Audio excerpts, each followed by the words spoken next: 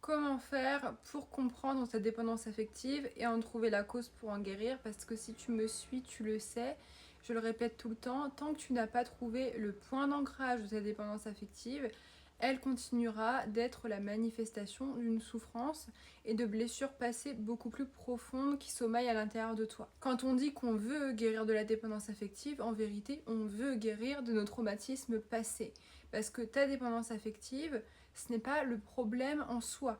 C'est comme quand tu vas au médecin et que tu te fais prescrire des médicaments. Il faut traiter la cause et pas seulement la conséquence. Donc il y a tout un travail à faire sur ton histoire personnelle pour te réinventer. La dépendance affective, par définition, c'est un comportement qui est acquis suite à une expérience traumatique et donc qui va se répercuter sur tes relations aux autres et sur ta relation à toi-même parce que ça va entraîner un manque de respect et un abandon de soi. La prise de conscience des causes de ta dépendance affective, c'est vraiment faire 50% du chemin, c'est le plus important parce que c'est très compliqué de sortir de ce stade de déni, de se poser face à soi-même et de se dire voilà, là j'ai un problème à régler, là j'ai des blessures qui n'ont toujours pas cicatrisé et il va falloir que je me prenne en charge. Et puis au-delà de tout ça, c'est toujours inconfortable d'aller ouvrir les vieux tiroirs pour regarder ce qui s'est passé dans notre vie et tenter de l'analyser parce que forcément il y a des choses auxquelles on n'a pas envie de se confronter et c'est pour ça que dans notre vie on a des dépendances parce que nos dépendances agissent en tant que mécanisme de défense face à tout ce qu'on essaye d'éviter. On ne veut pas se confronter aux vrais problèmes et donc on n'a pas envie de guérir, on va rester dans la même histoire de fond. Si je fais cette vidéo aujourd'hui, c'est parce que je reçois énormément de messages de femmes qui me disent voilà, moi j'ai eu une enfance superbe, j'ai pas été mise de côté par mes parents et pourtant je souffre de dépendance affective, j'ai très peur de l'abandon et je ne comprends pas pourquoi. Parce qu'en effet, dans la plupart des cas, la dépendance affective, la peur de l'abandon, va provenir de l'enfance, puisque la petite enfance, c'est le moment où on va se construire, on va avoir une sécurité émotionnelle qui se développe à ce moment-là en fonction de la quantité d'amour et d'attention que nos parents vont nous donner. Si on a manqué d'amour quand on était enfant, et bien à l'âge adulte, ça va se répercuter, ça va faire des lacunes qu'on va tenter de combler de façon excessive à travers l'attention et l'amour des autres. Donc on va se tourner vers l'extérieur parce que on n'a pas appris quand on était enfant à se tourner vers l'intérieur. Mais la dépendance affective, c'est avant tout, comme je te le disais tout à l'heure, un mécanisme de défense qui vient en réponse face à un traumatisme. Donc un traumatisme n'a pas forcément eu lieu pendant ton enfance, ça peut venir de ton adolescence, de l'âge adulte, d'une relation passée, en fait un choc émotionnel.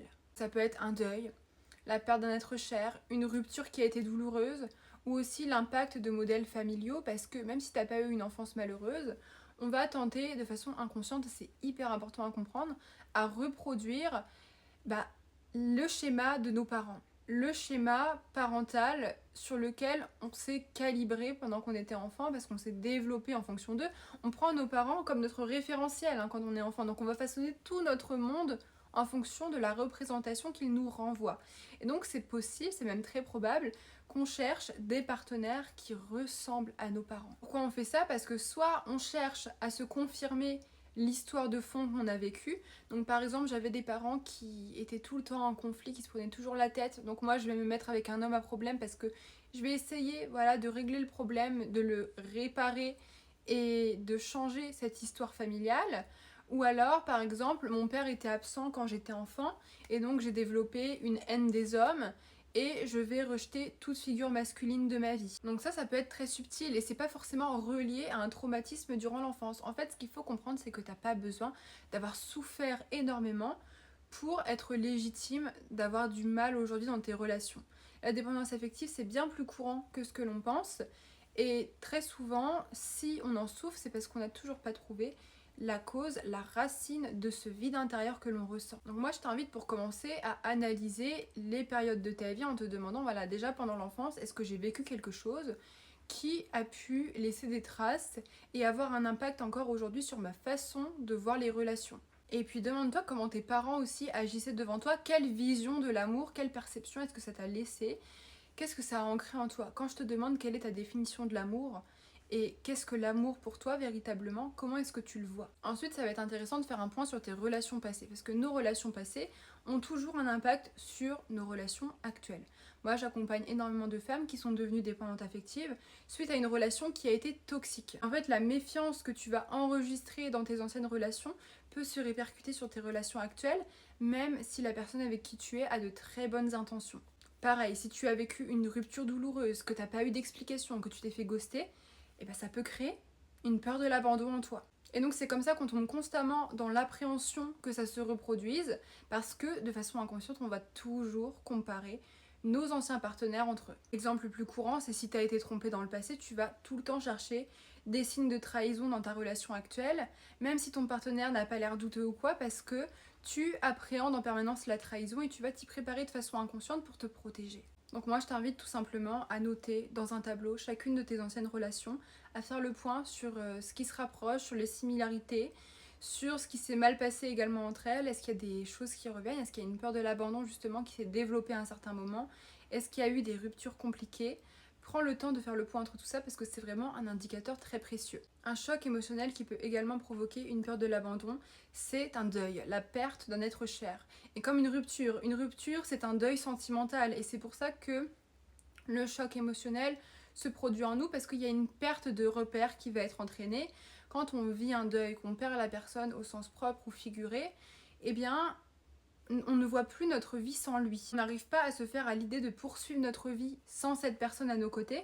Et donc c'est là que ça va entraîner une grosse incertitude, beaucoup de doutes et un manque de sécurité en soi qu'on va chercher à combler en se rattachant à d'autres personnes, à d'autres éléments extérieurs. C'est pour ça que je t'invite vraiment à faire le point sur ton enfance, ton adolescence, le passage à l'âge adulte, parce qu'il y a peut-être des événements de ta vie qui ont été traumatisants pour toi et tu ne l'as simplement pas réalisé parce que tu t'es dit voilà c'est pas grand chose, il y en a d'autres qui ont vécu pire et qui vont mieux que moi.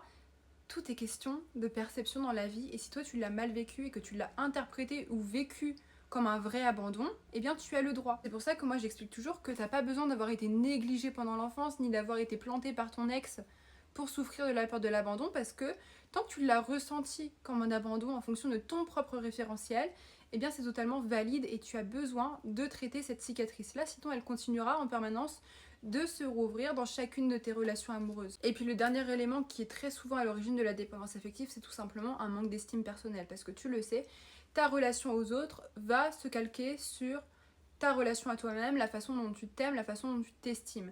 Si tu penses que tu n'as pas de valeur et que tu ne vaux rien, clairement, tes relations vont être biaisées parce que tu douteras toujours de l'amour des autres, tu seras jamais confiante à leur côté. Et ce qui se passe très souvent, c'est que les femmes qui manquent de confiance en elles vont attribuer à leur partenaire le pouvoir de décider à leur place, de prendre les commandes de leur vie parce que elles se sentent beaucoup plus sereines, elles ont l'impression de trouver de la sécurité dans tout ça, mais en vérité ce qu'elles font c'est qu'elles remettent leur pouvoir personnel à l'extérieur entre les mains de quelqu'un d'autre et c'est là qu'on perd totalement le chemin du retour vers qui on est. Donc ça c'est très dangereux. Ce qu'il faut que tu retiennes c'est que t'as pas besoin d'avoir vécu quelque chose de très grave pour souffrir de dépendance affective, tu es totalement légitime.